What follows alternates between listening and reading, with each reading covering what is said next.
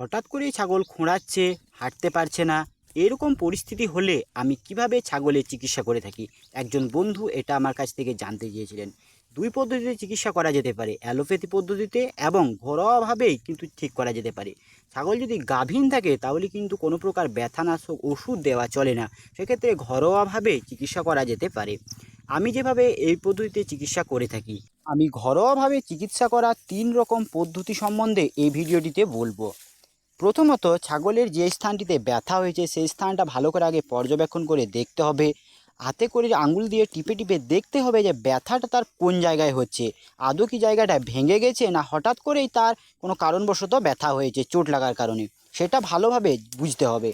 তারপর আপনি যেটা করতে পারেন, অর্জুনের ছাল, আপনার এলাকায় যদি অর্জুন গাছ থাকে সেই অর্জুনের ছালটা ভালোভাবে থেতো করে সেখানে একটা লেপন মতো দিয়ে ভালোভাবে কাপড় দিয়ে বেঁধে দিতে পারেন। এরকম হলো একরকম পদ্ধতি। আর একটা যেটা আপনি করতে পারেন সেটা হচ্ছে নদীর বালি এবং নুন একসাথে দুটোকে ভালোভাবে গরম করতে হবে।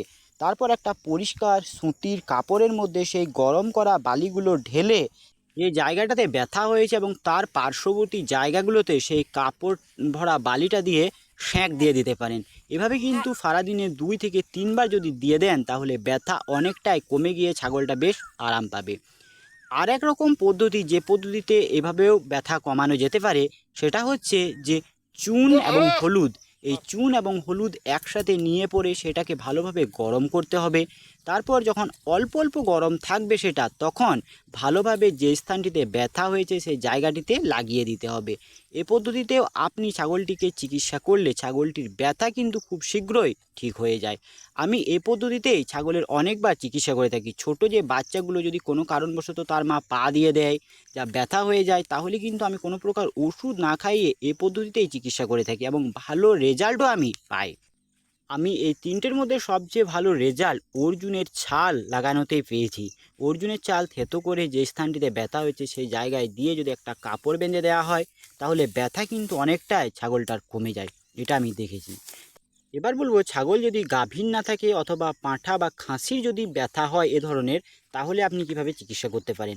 এখানে অ্যালোপ্যাথি পদ্ধতিতে চিকিৎসা করা যেতে পারে। সেক্ষেত্রে আমি যে পদ্ধতিতে চিকিৎসা করে থাকি সেটা হচ্ছে যে কোনো এক প্রকার ব্যথা কমানোর ওষুধ খাওয়াতে হবে, তার সাথে যে কোনো অ্যান্টিবায়োটিক খাওয়াতে হবে।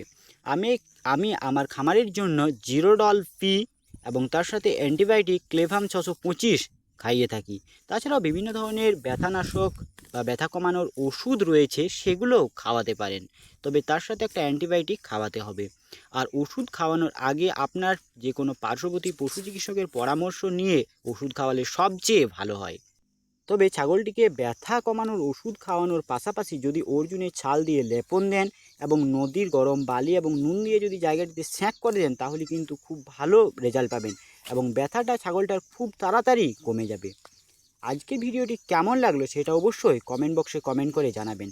তার সাথে আপনার যদি ছাগল পালন সম্বন্ধীয় কোনো বিষয়ে কিছু জানার থাকে সেটাও কমেন্ট বক্সে কমেন্ট করে জানাতে ভুলবেন না। এবং আপনি যদি একজন ছাগল খামারি হয়ে থাকেন তাহলে আপনার খামারে ছাগলে হঠাৎ করে ব্যথা হলে আপনি কিভাবে ঘরোয়াভাবে চিকিৎসা করে থাকেন সেটা আমার সাথে শেয়ার করতে ভুলবেন না। ভিডিওটি সম্পূর্ণ দেখার জন্য অনেক অনেক ধন্যবাদ।